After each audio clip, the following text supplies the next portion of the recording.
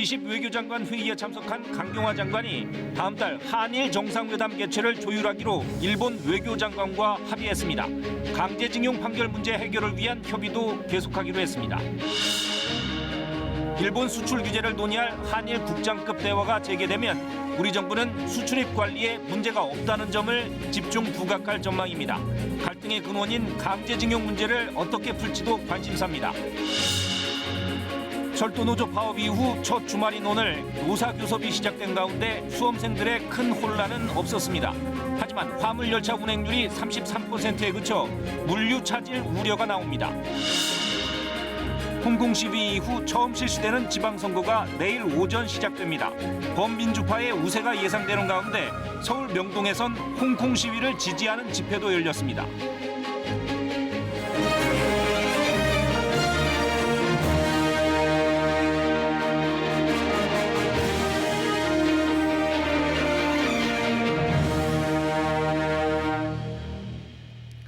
여러분 안녕하십니까? 토요일 밤 9시 뉴스입니다.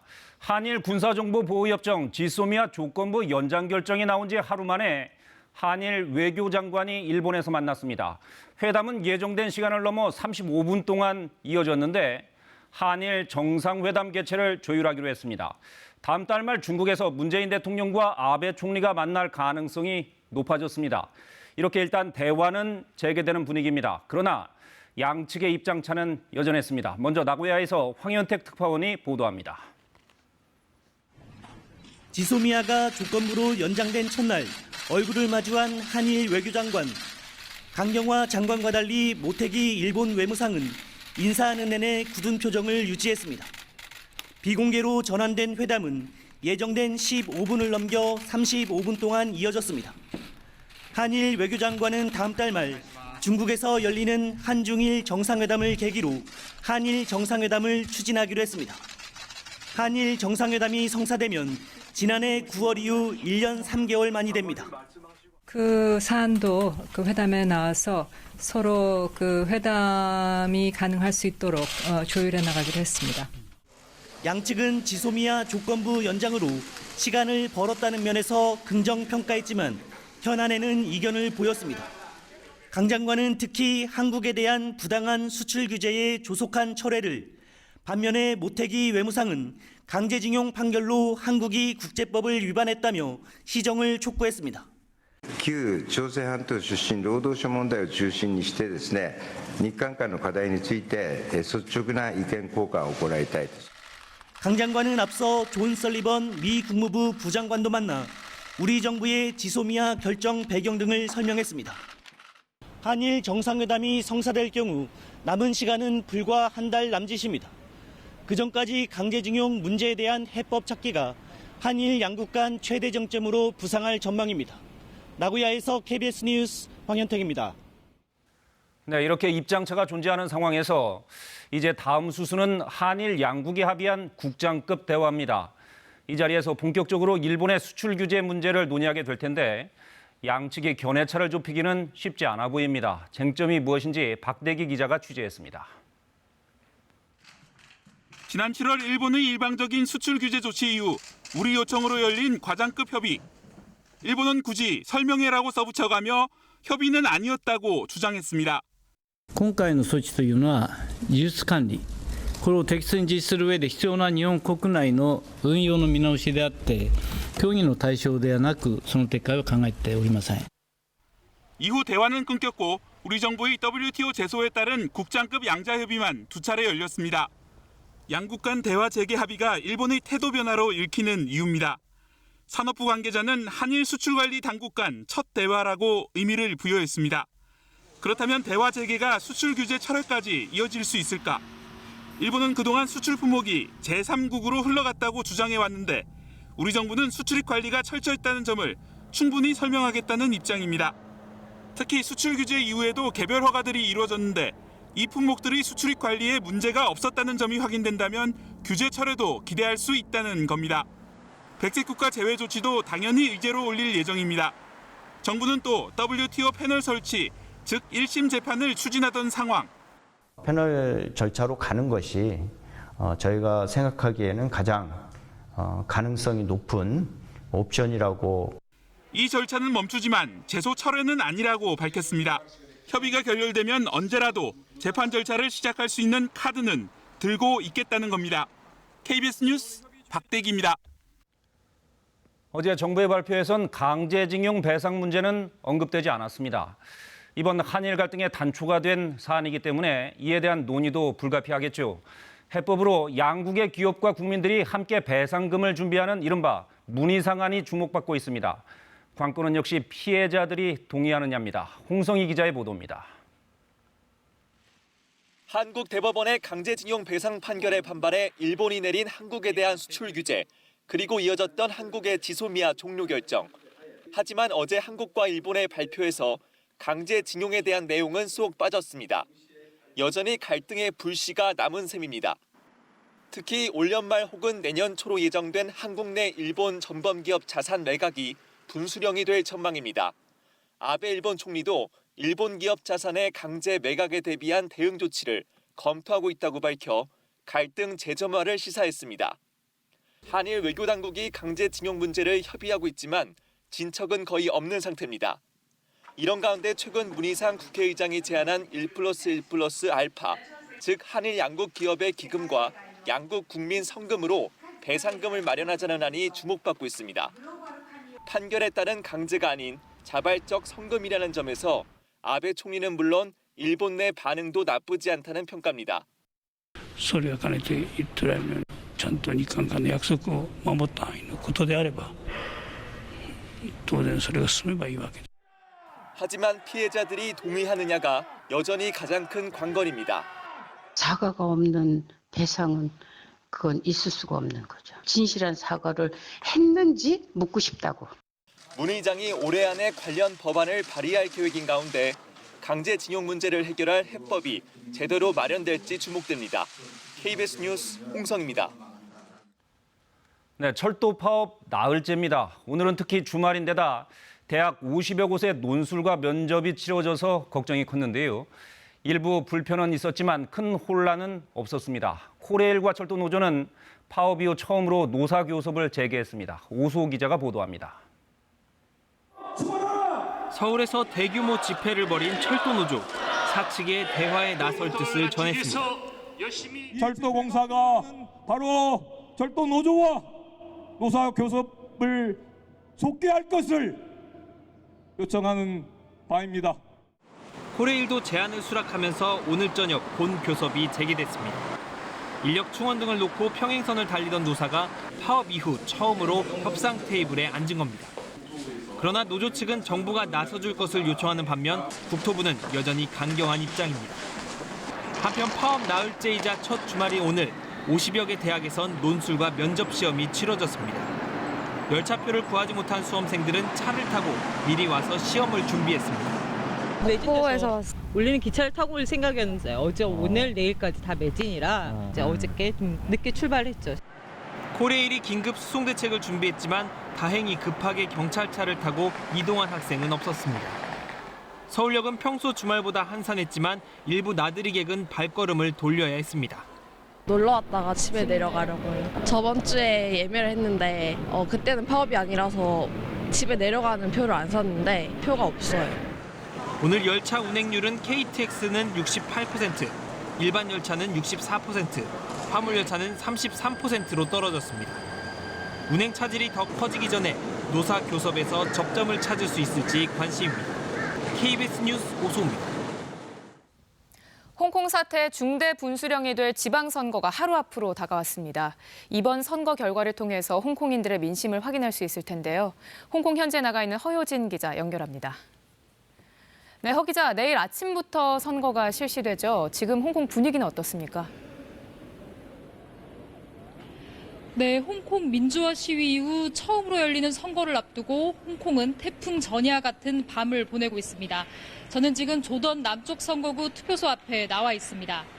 홍콩 선거관리위원회 직원들이 점심시간부터 투표소 현수막을 걸고 준비에 한창이었는데요. 후보들의 막판 유세 현장도 목격할 수 있었습니다. 내일 선거는 오전 7시 반부터 15시간 동안 진행됩니다. 18개 구에서 의원 452명을 선출하는 건데요. 시위대의 지지를 받는 범민주파와 그렇지 못한 친중파의 대결 국면입니다. 이번 선거가 중요한 건 이번에 뽑힌 지방의원들이 홍콩 행정장관 간선 선거인단에 일부 참여한다는 점입니다. 현재 구의원 의석수는 친중파가 70% 가까이 대다수를 차지하고 있습니다. 네, 선거 결과 현지에선 어떻게 예측하고 있나요? 의석수가 많이 바뀔까요? 홍콩 현지 매체들은 범민주파 후보들의 우세를 점치고 있습니다. 6개월째 홍콩 민주화 시위가 사그러들지 않는 데다가 홍콩 경찰의 강경 진압이 오히려 민심을 돌아서게 했다는 건데요. 하지만 홍콩 인구의 40%가 중국 본토나 마카오 등 외지인입니다. 그래서 목소리를 내지 않았던 친중 성향 시민들의 표심이 이번 선거의 변수라고 할 수 있습니다. 이곳에선 범민주파가 지금의 3대7 구도에서 5대5 정도로까지 의석수를 차지해도 홍콩 정부의 위상은 더 위태로워질 거라고 말합니다. 이런 점에서 이번 선거가 홍콩 민주화 시위 향방의 중대 분수령이 될 거라는 점은 확실해 보입니다. 네, 선거 결과를 지켜봐야겠습니다. 허효진 기자였습니다. 이런 가운데 우리나라에서도 대학생, 청년단체들이 홍콩 시위를 지지하는 집회를 열었습니다. 중국 정부의 강경 진압을 비판하며 중국 대사관에 항의 서한도 전달했습니다. 우한솔 기자가 취재했습니다. 검은 옷과 마스크를 착용한 참가자들이 한자리에 모였습니다. 홍콩 시위 과정에서 희생된 홍콩 시민들을 추모하고 중국 정부의 강경 진압을 비판했습니다. 자유를 위한 투쟁이다. 홍콩과 연대하자는 구호도 외쳤습니다.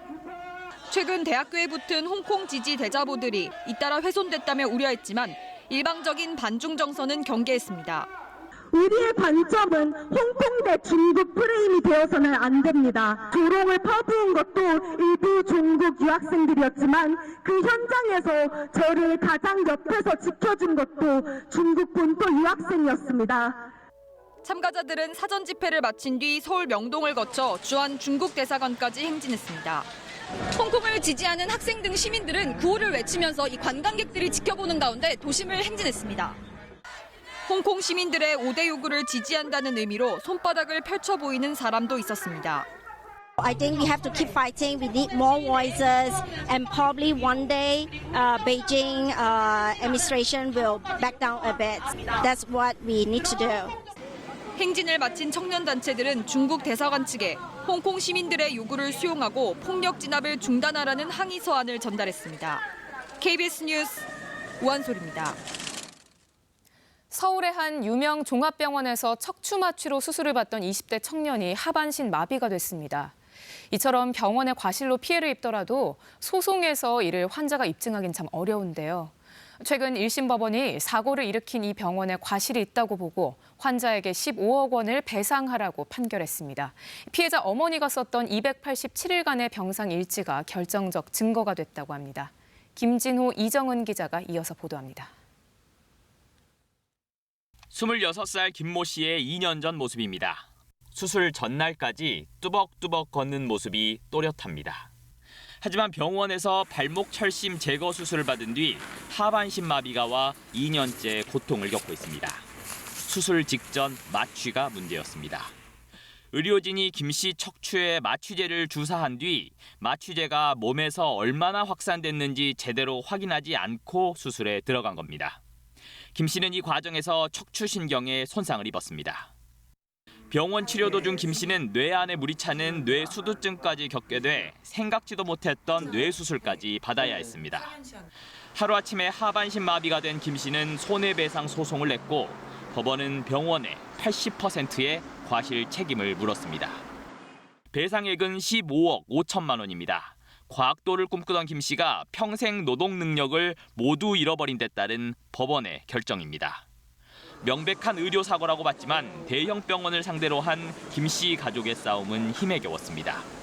사고 발생 이후 승소 판결이 나오기까지 2년 반이 넘게 걸렸습니다. 기록 자체를 안 했거나 아니면은 다른 기록을 했거나 이럴 경우에 환자가 이를 입증한다는 건 굉장히 불가능합니다. 상당히 전향적으로 환자 보호적인 측면에서 판결 선고를 한 것으로 보여져요. 강남 세브란스 병원 측은 의료진의 과실 여부에 대한 법리적 판단을 항소심에서 더 다툴 예정이라고 밝혔습니다. KBS 뉴스 김진호입니다. 다시 서지 못하게 된 아들을 위해 방에는 휠체어가, 보조기구는 거실로 들어왔습니다. 집안 풍경도 어머니의 일상도 변했습니다. 우리 애가 누군가의 도움 없이는 생존하기가 힘드니까 지금 상황이. 하지만 달라지지 않은 하나는 엄마의 메모 습관입니다. 김 씨 어머니는 지금도 매일매일 기록을 합니다. 수술 직후부터 아들이 고통을 호소하자 어머니는 우선 적어야겠다고 생각했습니다. 그렇게 써내려간 기록이 287일 동안 쌓였습니다. 병원 기록지에는 없었지만 아들의 증상을 적은 어머니의 상세한 일지는 소송의 보탬이 됐습니다. 강남 세브란스 병원은 척추 마취 과정에는 이상이 없었다고 주장했지만 어머니의 일지에는 마취가 제대로 안 돼 아팠다는 아들의 증언이 적혀 있었습니다. 우리가 계속 척추 마취 과정에서 이제 잘못이 있는 것에 대한 어떤 나름대로의 근거가 된 거예요, 이게. 소송에서 병원 측은 마취제 마케인 헤비에 대한 김 씨의 특이 반응 때문에 척수 경색 등이 생겼다고 주장했습니다. 하지만 가족들은 과거에도 김 씨가 이 병원에서 동일한 마취제로 수술받았고 당시엔 이상이 없었다는 의무 기록을 찾아 반박했습니다. 병원의 마취 기록과 어머니의 병상 기록을 토대로 법원은 결국 의료진의 과실을 인정했습니다. 마취 차단 레벨이라든지 그런데 뭔가 오류들이 이제 우리가 찾아낸 거예요. 그렇게 승소한 1심, 어머니는 그래도 아쉬움이 남습니다. 처치나 치료에서 그런 의료 행위 그런 거에 대해서 좀 더 제가 일관되게 구체적으로 좀 적었을 건데 좀 그러지 못한 점은 좀 아쉬워요. 어머니는 이제 법정 일지를 써가며 항소심을 준비하고 있습니다. KBS 뉴스 이정은입니다. 화성 연쇄살인 사건 피해자들의 넋을 기리기 위한 합동 위령제가 오늘 열렸습니다. 1차 사건이 난 지 무려 33년 만입니다. 경찰의 부실 수사, 강압 수사 의혹, 이춘재의 추가 범행 여부 등 아직 규명해야 할 게 많습니다. 천효정 기자가 위령제 현장을 다녀왔습니다. 화성 연쇄살인 사건 피해자들의 극락 왕승을 빌기 위한 천도 연불이 집전됩니다. 유가족들은 피해자들의 위패를 모신 재단에 절을 올리고 돌아서는 길에 끝내 주저앉아 울음을 터뜨립니다. 피의자 이춘재가 살해했다고 자백한 실종 초등학생 김모양의 부모입니다. 죽었는지 살는지도 모르고 살았어요. 병들 때는 다 병들고 사람이 사는 건 알아요? 김양은 1989년 7월 7일 화성 태안읍에서 학교에서 돌아오다 실종됐습니다. 화성 8자 사건이 난 지 10달 만이었지만 경찰은 단순 가출로 결론냈습니다. 실종 5개월 뒤 인근 야산에서 김양의 유류품을 발견했다는 사실조차 김양 가족에게 알리지 않았습니다. 당시 수사 과정에 과오가 있었다면 그 역시 사실대로 숨김없이 밝히겠습니다. 그거로 30년 동안 감싸가지고 지금 속에 병이 나고 사람이 사는 게 아니잖아요, 이게. 당시 김양 사건을 부실 수사했다는 의혹을 받는 수사팀은 기억나지 않는다는 말만 되풀이하고 있습니다. 화성 8차 사건 때 억울하게 옥살이를 했다는 윤모 씨에게 경찰이 허위 자백을 강요했다는 의혹도 꼭 밝혀야 할 문제입니다. 경찰은 이춘재가 자백한 30여 건의 성폭력 사건을 수사하고 있지만 피해자들이 진술을 꺼려 어려움을 겪고 있습니다. KBS 뉴스 천유정입니다. 차량 서비스 타다를 둘러싼 논란이 가라앉지 않고 있습니다. 오늘은 타다 운전기사들의 얘기를 좀 해보겠습니다. 대부분 회사로 출근해서 업무 지시를 받고 일을 하고 있는데 이들은 타다 소속 근로자일까요? 아니면 개인 사업자일까요? 최강호 기자가 짚어봤습니다. 타다의 운전기사였던 김모 씨, 김 씨의 일과는 여느 회사원과 다름없었다고 합니다. 출근 뒤 차 배정부터 승객을 어디서 기다릴지까지 타다 앱을 통해 지시를 받고 움직였습니다. 기사와 배차표는 매주 공유됐고 불이익을 당할까 두려워 지시를 거부하기도 어려웠습니다. 공지사항에 이제 몇 번 결근하면 어느 정도 되고 무단 결근하면 이제 문제가 생긴다, 페널티가 지어지고. 그러다 어느 날 차량 감축을 이유로 일자리를 잃었습니다. 7월 이제 9일날 이제 감차하면서 해고라는 걸 공표하죠. 이게 무슨 문제가 있는 것 같다고. 김 씨는 동료 기사와 함께 곧바로 노동위원회에 부당 해고를 당했다며 구제 신청을 냈습니다. 계약상 개인 사업자였지만 실제로는 타다의 직원처럼 일해왔다는 겁니다. 최근 검찰도 타다를 기소하면서 타다 측이 기사들의 출퇴근 시간 등과 차량, 대기 지역 등을 직접 관리했다고 명시했습니다.